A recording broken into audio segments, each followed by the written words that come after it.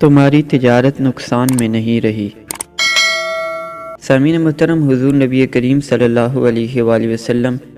ایک مرتبہ صحابہ اکرام رضوان اللہ علیہم اجمعین کے ہمراہ مسجد نبوی میں تشریف فرما تھے کہ وہاں بنو اسد کا 10 افراد پر مشتمل ایک وفد حضور نبی کریم صلی اللہ علیہ وآلہ وسلم کی خدمت میں حاضر ہوا، اور ان میں سے ایک شخص نے آگے بڑھ کر کہا، یا رسول اللہ صلی اللہ علیہ وآلہ وسلم، ہم گواہی دیتے ہیں کہ اللہ کے سوا کوئی عبادت کے لائق نہیں، اور آپ صلی اللہ علیہ وآلہ وسلم اللہ کے بندے اور رسول ہیں۔ پھر اس گواہی کے بعد ان لوگوں نے اپنا کچھ احسان آپ صلی اللہ علیہ وآلہ وسلم پر جتانا چاہا اور کہا کہ ہم اپنی مرضی سے اسلام قبول کر رہے ہیں، حالانکہ ہمارے پاس کوئی تبلیغ اسلام کے لیے نہیں آیا۔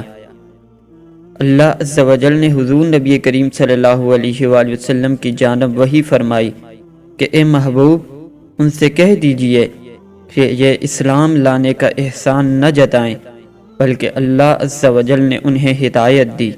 اور یہ اللہ عز و جل کا ان پر احسان ہے۔ اور اللہ کریم نے قرآن مجید میں بھی ارشاد فرمایا کہ اللہ کریم جسے ہدایت دینے کا ارادہ کرتا ہے اس کا دل اسلام کے لیے کھول دیتا ہے۔ سامعین محترم، بنو اسد کے وفد میں شامل حضرت زرار بن اسدی رضی اللہ عنہ نے حضور نبی کریم صلی اللہ علیہ وآلہ وسلم کی بارگاہ میں شعر پڑھے، جن کا مفہوم تھا کہ میں نے شراب نوشی چھوڑ دی اور شراب کے تمام برتن توڑ ڈالے،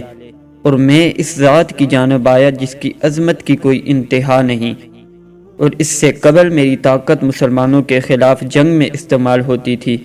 اے میرے رب، میں نے اپنا تمام مال تیری راہ میں بے کر دیا۔